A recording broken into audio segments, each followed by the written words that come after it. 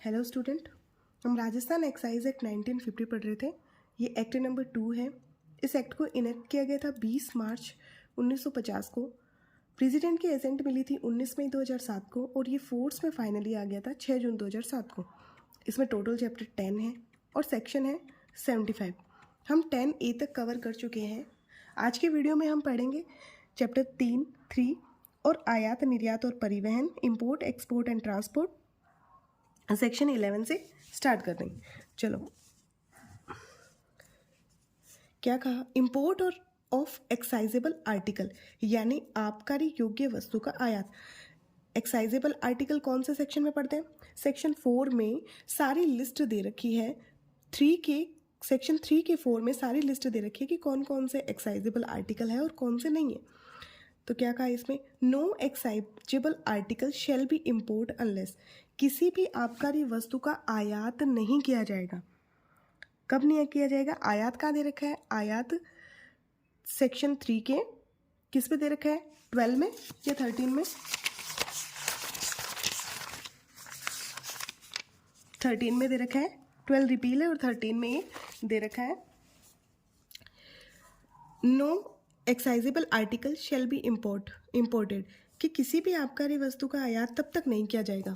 कब तक? जब तक कि the state government has given permission, जब तक कि राज्य सरकार परमिशन नहीं दे देती, इधर जनरल और special for at its special, चाहे वो विशेष अनुमति हो या फिर सामान्य कोई साधारण अनुमति हो, तब तक ऐसी अनुमति प्रदान नहीं कर दी जाती जब तक अनुमति नहीं, जब तक आप इम्पोर्ट नहीं कर सकते। Second, such condition, if any, as the state government may impose, have been satisfied. अगर राज्य सरकार ने कोई शर्त अधिरोपित की है तो जब तक उस शर्त की पूर्ति नहीं कर दी जाती है तब तक भी आप इम्पोर्ट नहीं कर सकते।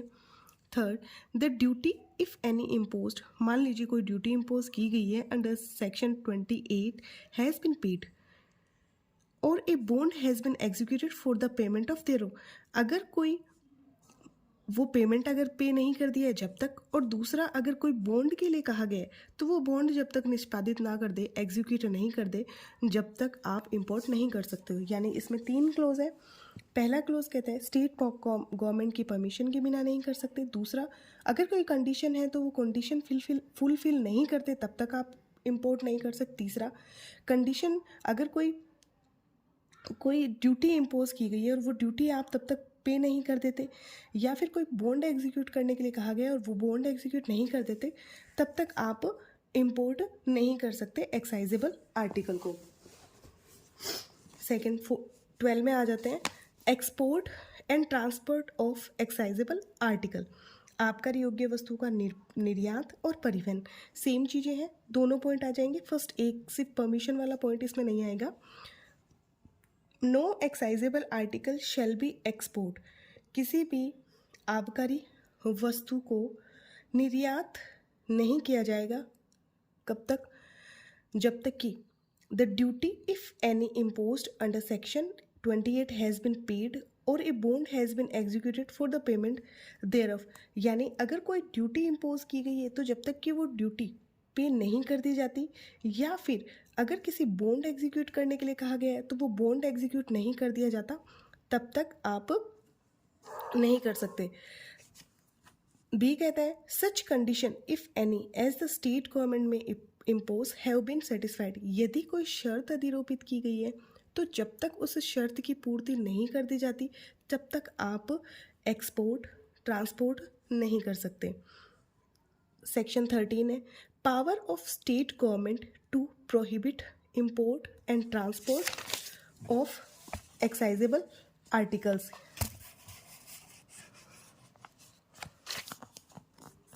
यानी द स्टेट गवर्नमेंट में by notification in official gazette, यानी राजपत्र में अधिसूचना के द्वारा किसी भी प्रकार से प्रोहिबिट कर सकती है, उस पर प्रतिषेध लगा सकती है। किन चीज़ों पे? इंपोर्ट करने पे, एक्सपोर्ट करने पर, या टेरिटरी से बाहर ले जाने में या टेरिटरी से अंदर लाने में, किसी भी चीज़ में प्रतिषेध कर सकती है। पहला क्लोज इंपोर्ट और एक्सपोर्ट की बात करता है और बी जो क्लोज है वो बात करता है ट्रांसपोर्ट की। ट्रांसपोर्ट के ऊपर भी प्रोहिबिशन लगा सकती है। तो द स्टेट गवर्नमेंट में, यानी डिस्क्रिशन है, bye notification in official gadget prohibit the import or export of any excisable article into or from the territories to which this act extend or any part thereof. Prohibit the transport of any excisable article, यानी किसी भी आबकारी वस्तु के परिवहन का भी प्रतिषेध कर सकेगी। 14 कहते हैं passes necessary for import export and transport. आयात निर्यात या परिवहन के लिए पास का होना जरूरी है। अगर आपके पास में पास नहीं है तो ना तो आप इंपोर्ट कर पाओगे, ना आप एक्सपोर्ट कर पाओगे और ना ही आप ट्रांसपोर्ट कर पाओगे। यानी no excisable article exceeding such quantity as the state government में prescribed by notification in official gazette इधर generally for all territories of state of Rajasthan in which this act extend for any local area comprised therein shall be imported, export, transport, except under a pass issued under the provision of the next following section। यानी अगर राज्य सरकार ने जहाँ जहाँ इस अधिनियम का विस्तार है, अगर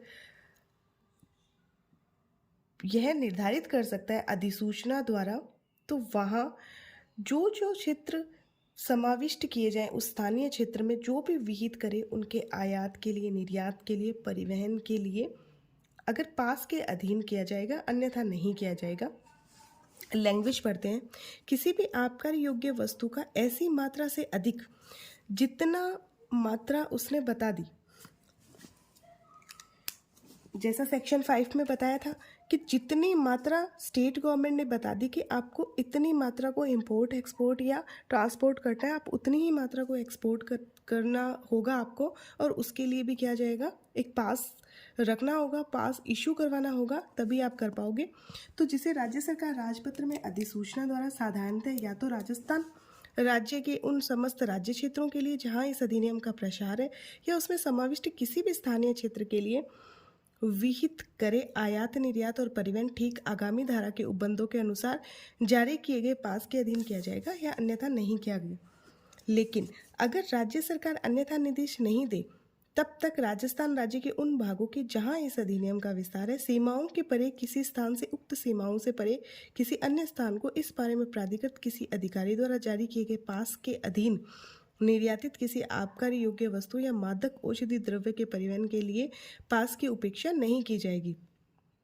अगर राज्य सरकार ने निर्देश, पहला क्लोज तो ये कहता है कि अगर राज्य सरकार ने ये निर्देश दे दिया है कि एक पर्टिकुलर मात्रा क्वांटिटी डिसाइड कर दी है कि आप इतनी क्वांटिटी से ज़्यादा एक्सपोर्ट, इंपोर्ट या ट्रांसपोर्ट नहीं कर सकते, तब तो आपको उस पास में रहकर जितने डिसाइड की गई है वो ही करनी होगी। दूसरा क्लोज कहता है कि मान लीजिए स्टेट गवर्नमेंट ने कोई अपना डायरेक्शन ही नहीं दिया, तब आपको किसी पास की ज़रूरत नहीं होगी, तब आपसे कोई अपेक्षा नहीं की जाएगी कि आपके पास में वो पास होना चाहिए। फिर 15 क्या कहता है? 15 सिंपल सी बात कहता है एक ही लाइन में, grant of passes for import export and transport. पहला ये कहता है कि जो भी ये पास है, जो हम सेक्शन 14 में पढ़ के आए थे कि पास कौन इशू करेगा, तो सेक्शन 15 आंसर देता है कि जो एक्साइज कमिश्नर है वो, या फिर उसके बिहाफ पर अदर एक्साइज ऑफिसर पासेस को इशू कर सकेगा। देखिए, passes for the import, export or transport of excisable article may be granted by the excise commissioner or by an excise officer duly empowered in this behalf, subject to such restriction as the state government may impose in this behalf from time to time। यानी आबकारी आयुक्त और other in his behalf वो कर सकेगा। Second, सच passes में इधर bye general definite period and kind, एक पर्टिकुलर समय के लिए हो सकेगा या फिर पर्टिकुलर आर्टिकल्स के लिए हो सकेगा, स्पेशल फॉर स्पेसिफाइड ओकेजन के लिए भी हो सकेगा। ठीक है, ऐसे पास या तो साधारण हो सकेंगे या निश्चित कालावधियों के लिए हो सकेंगे, औषधि द्रव्यों के निश्चित प्रकारों के लिए होंगे, या विशेष रूप से विनिर्दिष्ट अवसरों या विशिष्ट परेषणों के लिए ही होंगे। तो ये हमारा सेक्शन 15 तक कंप्लीट हो गया है। सेक्शन चैप्टर 4 हम नेक्स्ट वीडियो में करेंगे। अगर आपको वीडियो अच्छा लगा तो लाइक कीजिए, सब्सक्राइब कीजिए और शेयर कीजिए, and stay tuned. Thank you so much.